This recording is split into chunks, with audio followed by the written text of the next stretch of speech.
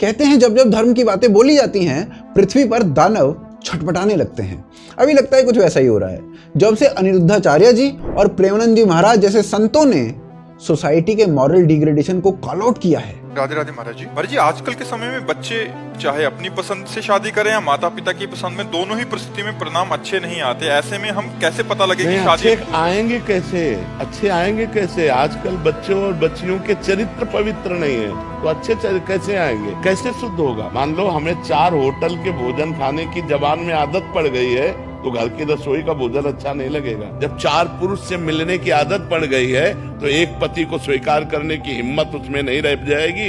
ऐसे ही जब 4 लड़कियों से व्यभिचार करता है, तो वो अपनी पत्नी से संतुष्ट नहीं रहेगा, उसे 4 से व्यभिचार करना पड़ेगा, क्योंकि उसने आदत बना ली है। अब आजकल बहू मिलना और या पति मिलना बड़ा मुश्किल है। तब से मानो पूरे वो किए और लिब्रांडुओं को मिर्ची लग चुकी है। कोई एजेंडा बना रहा है। महाराज जी, हम इंसान हैं, मछलियाँ या उबले हुए चावल नहीं। हाल ही में ऐसे कई मामले सामने आए हैं जहां जो कथावाचक हैं वो महिलाओं को लेकर अमर्यादित टिप्पणी कर रहे हैं। तो कोई विक्टिम कार्ड खेल रहा है। यहाँ आपके साथ मैं कुछ शेयर करना चाहती हूँ, क्योंकि मैं खुद एक महिला हूँ। कुछ दिन पहले मैंने अनिरुद्धाचार्य और प्रेमानंद महाराज की तरफ से लड़कियों और महिलाओं को लेकर की गई विवादित टिप्पणी पर इसी शो में एक रिपोर्ट आपको दिखाई थी। हमने कहा था कि संतों को महिलाओं के लिए ऐसी भाषा शोभा नहीं देती। आप जानते हैं इसके बाद क्या हुआ? आपके सामने है, ये देखिए जरा ध्यान से। ये हुआ, ये सोशल मीडिया पर मेरे खिलाफ पूरा कैंपेन चला दिया गया।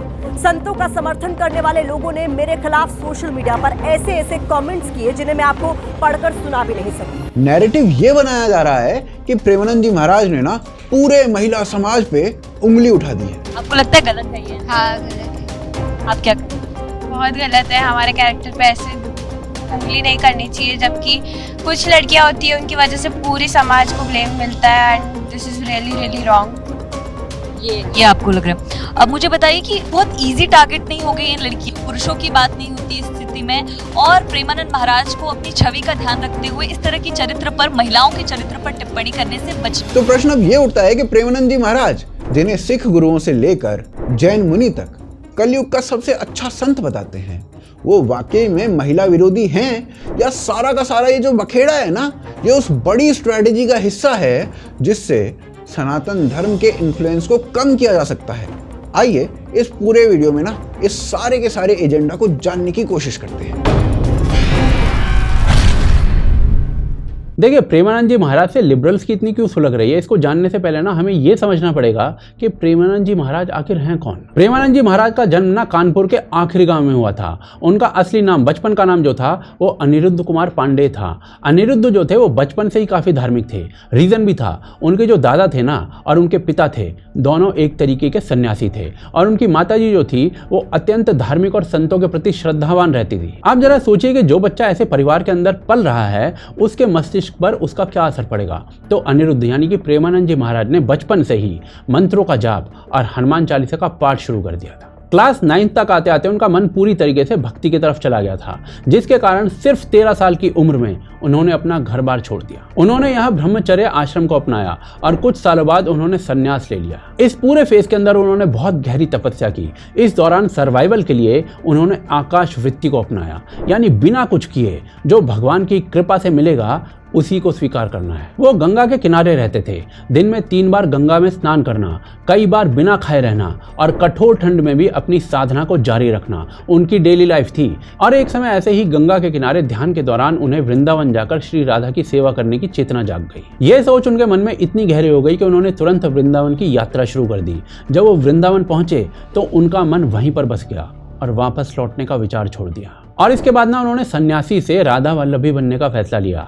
यहाँ आकर उन्होंने श्री हित मोहित मराल गोस्वामी जी से राधा वल्लभ संप्रदाय की दीक्षा ली, और इसी दीक्षा के बाद उनका नाम पड़ गया श्री हित प्रेमानंद गोविंद शरण महाराज। प्रेमानंद जी महाराज ने फिर वृंदावन के अंदर ही सत्संग करना शुरू कर दिया। शुरुआत में इस सत्संग में काफी कम लोग आते थे, लेकिन धीरे धीरे वो काफी पॉपुलर होना शुरू हो गए। और इसका सबसे बड़ा रीजन था कि उनकी भाषा बहुत सिंपल थी, काफी प्रैक्टिकल बातें करते थे और कोई बड़े बड़े प्रवचन नहीं दे रहे थे, बल्कि समझदारी और क्लैरिटी से भरे होते थे उनके प्रवचन। और यही कारण था कि उनका जो लिसनर बेस था ना, वो सिर्फ बुजुर्गों तक सीमित नहीं था, बल्कि धीरे धीरे युवाओं ने भी उनकी बातें सुनना शुरू कर दिया था। उन्होंने किसी तरीके का पर्सनल ब्रांड क्रिएट नहीं किया, ना ही कोई मार्केटिंग के टूल्स यूज किए, लेकिन फिर भी लोग उनकी बातों को सुनकर उनसे जुड़ते गए। उनके सत्संग के सेशंस, जिनको एकांतिक वार्तालाप कहते हैं, वो वृंदावन में किए जाने लग गए, जहां हजारों की भीड़ आने लग गई। उसके बाद उनके सत्संग की क्लिप्स को सोशल मीडिया पर डाला जाने लग गया, जिसके कारण उनका मैसेज पूरे भारत में फैलना शुरू हो गया। फेसबुक, यूट्यूब, इंस्टाग्राम जैसे प्लेटफॉर्म पर उनकी बातें वायरल होने लगी। लोगों को उनकी बातें काफी पसंद आने लग गई थी। देखते ही देखते सोशल मीडिया पर प्रेमानंद जी महाराज के मिलियंस ऑफ फॉलोअर्स हो गए। और इसमें सबसे इंटरेस्टिंग बात यह थी कि इसमें अच्छी खासी मेजॉरिटी जो थी वो यूथ की थी, जो कि अपने आप में बहुत बड़ी बात है। इन वायरल वीडियोस ने प्रेमानंद जी महाराज की पहचान को बाहर तक पहुंचाया। UP, MP, Bihar, Rajasthan, Delhi, NCR के इलाकों से लोग सत्संग अटेंड करने के लिए वृंदावन जा रहे थे। एनआरआई और बाहर के लोग भी प्रेमानंद जी महाराज से मिलने के लिए वृंदावन आने लग गए। विराट कोहली, मोहन भागवत, हेमा मालिनी, सौरभ गांगुली, मिक्का सिंह और द ग्रेट खली जैसे वेल नोन लोग उनसे मिलने वृंदावन पहुंच रहे थे। धीरे धीरे उनके सेशंस में इतनी भीड़ आने लगी कि सेपरेट डिजिटल स्क्रीन्स लगवानी पड़ी, जिससे बाहर खड़ी जो भीड़ थी ना, उनकी बातों को सुन सके। देखते ही देखते प्रेमानंद जी महाराज काफी पॉपुलर हो गए थे और उनकी धार्मिक बातें हर जगह फैल रही थी। और इस राइज का ना एक बहुत बड़ा मेजर रीजन ये भी है कि प्रेमानंद जी महाराज की बातें सभी वर्ग, सभी आयु और सभी ग्रुप के लिए रेलेवेंट है। इससे हुआ ये कि सोसाइटी जो थी ना, उसमें एक बड़ा वर्ग जो है वो धर्म की तरफ मुड़ने लग गया, और यही जो चीज थी वो लिबरल्स को बिल्कुल पसंद नहीं आई। एक ऐसे संत जो लाखों युवाओं को भक्ति, संस्कृति और चरित्र की तरफ मोड़ रहे हैं, जिनकी बातों को लोग जेन्युइनली श्रद्धा से सुन रहे हैं और जिनके सत्संग में आज विदेशी तक शामिल हो रहे हैं, उन्हें वोक, फेमिनिस्ट और लिबरल ग्रुप्स बर्दाश्त ही नहीं कर पा रहे हैं। और जैसे जैसे प्रेमानंद जी महाराज का इन्फ्लुएंस समाज में बढ़ा, वैसे वैसे उन्हें गिराने की कोशिशें भी शुरू हो चुकी थी। पर इसमें ना दिक्कत ये थी कि वो किसी और बाबा की तरह बिल्कुल नहीं थे। वो अपनी एक कल्ट बनाने की कोशिश नहीं कर रहे थे और ना ही वो हिंदू धर्म पे कोई ढोंग करना चाहते थे। प्रेमानंद जी महाराज ना एक्चुअल में काफी रेयर संत थे, जो आज के जमाने में होना ना बहुत मुश्किल है। वो सनातन धर्म की एकता की बात करते हैं। खुद जैन मुनि भी इस बात को कहते हैं। आज आपके जैसे जो विरल संत हैं, जो विचारधाराओं के अंदर सभी को समाहित करने की कोशिश करते हैं, जो महावीर को भी जोड़ लेते हैं, जो कृष्ण को भी जोड़ लेते हैं, जो राम जी को भी जोड़ लेते हैं, जो सिख संगत को भी जोड़ लेते हैं। आज सिख गुरुओं से लेकर बुद्धिस्ट तक सभी प्रेमानंद जी महाराज से मिलने आते हैं। अब इसी कारण से ना एंटी हिंदू, लिबरल्स और वो किए इतने डेस्परेट हो चुके हैं कि उन्होंने उनकी बातों को जानबूझकर अनर्थ करके उनको वायरल करना शुरू कर दिया, ताकि कैसे भी करके प्रेमानंद जी महाराज को ना बदनाम किया जा सके, उनकी क्रेडिबिलिटी को गिराया जा सके। और अभी जो पूरा विवाद हुआ है वो इसी साजिश का एक रिजल्ट है। बेसिकली हुआ क्या कि प्रेमानंद जी महाराज ने ना अपने सत्संग में आज के समय की मॉरल डिग्रेडेशन की बात कर दी, और ये बात उन्होंने साफ तौर पर दोनों जेंडर्स के लिए कही थी, किसी एक जेंडर के लिए नहीं। उनका मैसेज साफ था कि जो लोग बार बार इमोशनल और फिजिकल रिलेशनशिप्स को बदलते हैं, वो बाद में ना शादी या कमिटेड रिलेशनशिप्स में भी ना संतुष्ट नहीं रह पाते। राधे राधे महाराज जी। महाराज जी, आजकल के समय में बच्चे चाहे अपनी पसंद से शादी करें या माता पिता की पसंद में, दोनों ही परिस्थिति में परिणाम अच्छे नहीं आते। ऐसे में हम कैसे पता लगे कि शादी अच्छे आएंगे कैसे? अच्छे आएंगे कैसे? आजकल बच्चों और बच्चियों के चरित्र पवित्र नहीं है, तो अच्छे कैसे आएंगे? कैसे शुद्ध होगा? मान लो हमें 4 होटल के भोजन खाने की जबान में आदत पड़ गई है, तो घर की रसोई का भोजन अच्छा नहीं लगेगा। जब 4 पुरुष से मिलने की आदत पड़ गई है, तो एक पति को स्वीकार करने की हिम्मत उसमें नहीं रह जाएगी। ऐसे ही जब 4 लड़कियों से व्यभिचार करता है, तो वो अपनी पत्नी से संतुष्ट नहीं रहेगा, उसे 4 से व्यभिचार करना पड़ेगा, क्योंकि उसने आदत बना ली है। अब आजकल बहू मिलना और या पति मिलना बड़ा मुश्किल है। लेकिन सोशल मीडिया पर ना इसी वीडियो को लिबरल्स ने जानबूझकर काट काट कर फैलाया, डिस्पाइट की ओरिजिनली महाराज जी ने ना पहले लड़कों के कैरेक्टर डिग्रेडेशन की बात की और बाद में लड़कियों के कैरेक्टर डिग्रेडेशन की बात की। लेकिन सोशल मीडिया पर 1 मिनट 26 सेकंड से 1 मिनट 40 सेकंड वाला हिस्सा ही फैलाया गया, जिसमें सिर्फ महिलाओं का जिक्र था। 100 में कोई 2-4 कन्याएं ऐसी होंगी जो अपना पवित्र जीवन रखकर किसी पुरुष को समर्पित होती होंगी। कैसे वो सच्ची बहू बनेगी? जो 4 लड़कों से मिल चुकी वो सच्ची बहू बनेगी? बाकी पार्ट्स को जानबूझकर हटा दिया गया और यहीं से प्रेमानंद जी महाराज को एंटी विमेन, पेट्रियार्कल साबित करने की कोशिश शुरू हो गई। फेमिनिस्ट सर्कल्स ने उन्हें पूरी तरीके से टारगेट करना शुरू कर दिया। कुछ ने कहा कि महाराज जी महिलाओं की पवित्रता का सर्टिफिकेट बांट रहे हैं, कुछ ने उन्हें पाखंडी कह दिया और हर जगह उन पर आरोप लगना शुरू हो गया, वो भी बिना किसी कॉन्टेक्स्ट को देखे हुए। पूरी वोक ब्रिगेड एक्टिव हो चुकी थी और बात यही नहीं रुकी। एबीपी न्यूज, न्यूज 24, एनडीटीवी इन जैसे बड़े बड़े चैनल्स ने भी ना आधी अधूरी क्लिप दिखाकर एक तरफा रिपोर्टिंग की। लड़कियों पर प्रेमानंद महाराज का विवादित बयान आया है। उन्होंने लड़कियों के चरित्र पर एक बयान दिया, सवाल उठाए। टीआरपी के चक्कर में उन्होंने ना जाने क्या क्या वक्त दिया। कुछ जर्नलिस्ट और इन्फ्लुएंसर्स तो अपना ही नैरेटिव बिल्ड करने में लग गए। हाल ही में ये वाकया सामने आया है जिसमें प्रेमानंद महाराज ने महिलाओं को लेकर जो टिप्पणी की है उसे चरित्र हनन के तौर पर देखा जा रहा है महिलाओं के। ऐसे में सोसाइटी क्या सोचती है और सोसाइटी में लोग महिलाओं को लेकर क्या सोच रखने लगेंगे, तमाम तरह के सवाल उठ खड़े हुए हैं। इसका विश्लेषण हम करेंगे। कोई तो विक्टिम कार्ड खेलने लग गया। यहाँ आपके साथ मैं कुछ शेयर करना चाहती हूँ क्योंकि मैं खुद एक महिला हूँ।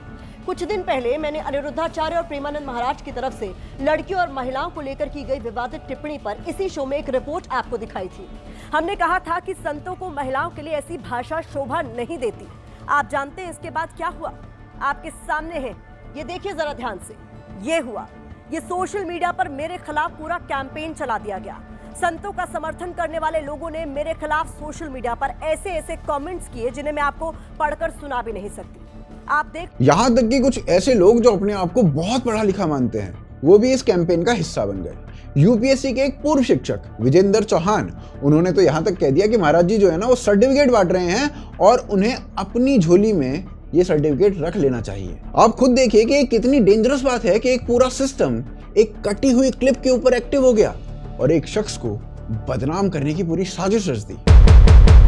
लोग बार बार इमोशनल और फिजिकल रिश्ते बदलते हैं ना, उनके लिए फ्यूचर में एक शादी में या फिर लॉन्ग टर्म रिलेशनशिप में टिकना जो है वो मुश्किल हो जाता है। अब ये जो बात है ना, उन्होंने लड़का और लड़की दोनों के लिए बोली थी, कोई जेंडर स्पेसिफिक अटैक नहीं था। यानी ये जो एजेंडा सोशल मीडिया पर चलाया जा रहा है ना कि प्रेमानंद जी महाराज औरतों से नफरत करते हैं, वो पूरी तरीके से यहीं पर खारिज हो जाता है। दूसरी बात, उन्होंने जो कहा ना उसको समझने के लिए हमें कुछ नंबर्स और सर्वेस देखने होंगे जो दिखाते हैं कि प्रेमानंद जी महाराज ने जो बोला वो हवा में नहीं था, वो सच था। YouGov और एस्ले मेडिसन ने मिलकर एक ग्लोबल सर्वे किया था। उसमें भारत एक चीज में नंबर 1 देश बनकर आया था। पता है कौन सी चीज थी?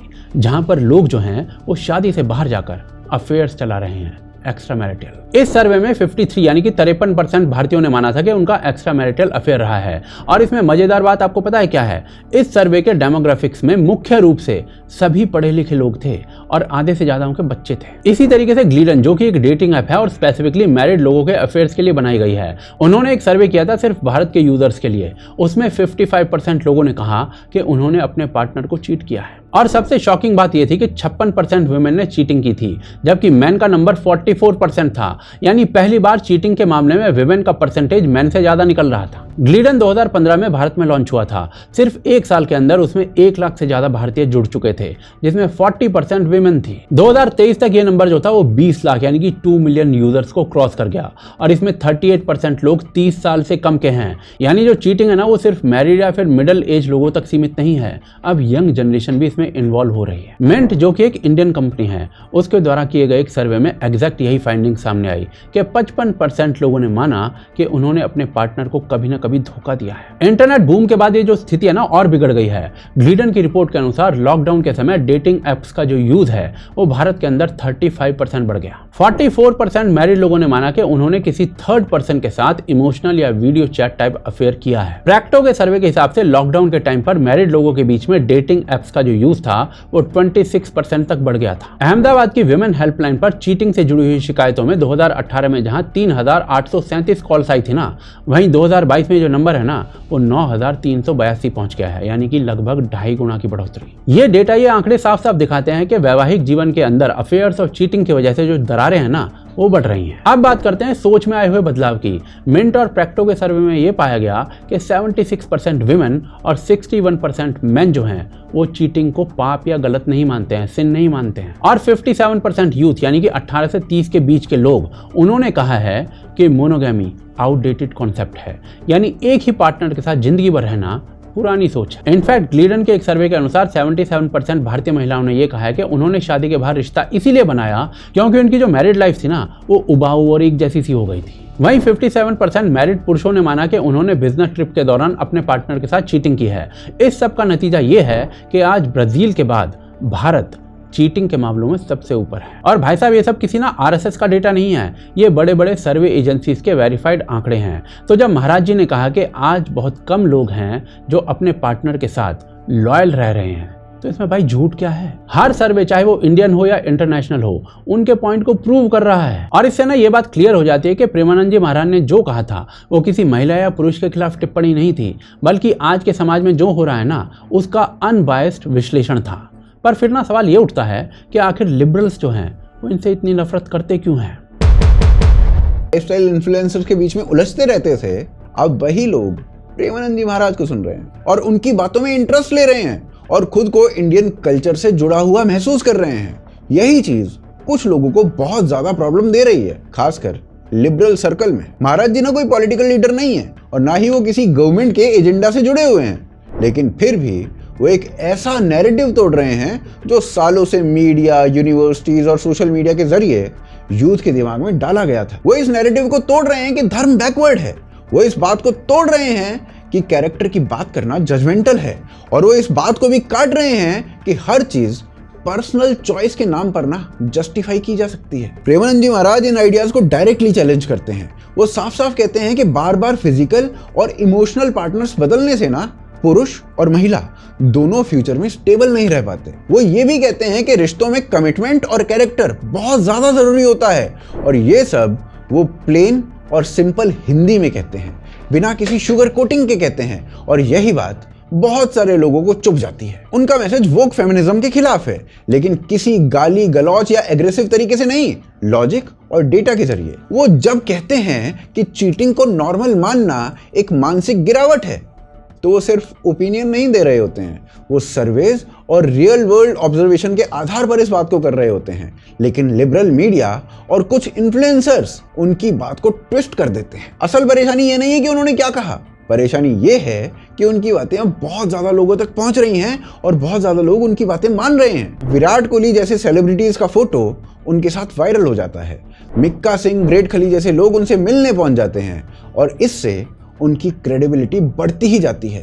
और ये बहुत सारे लोगों को खलता है जो नहीं चाहते कि हिंदू आइडेंटिटी फिर से मेन स्ट्रीम यूथ कल्चर का हिस्सा बन जाए। जेनजी के बहुत सारे लड़के लड़कियां आज ये सोचने लगे हैं कि शायद धर्म और संस्कृति बैकवर्ड नहीं है, शायद परिवार, रिश्ते और खुद की वैल्यूज को इंपॉर्टेंस देना ये भी आउटडेटेड नहीं है।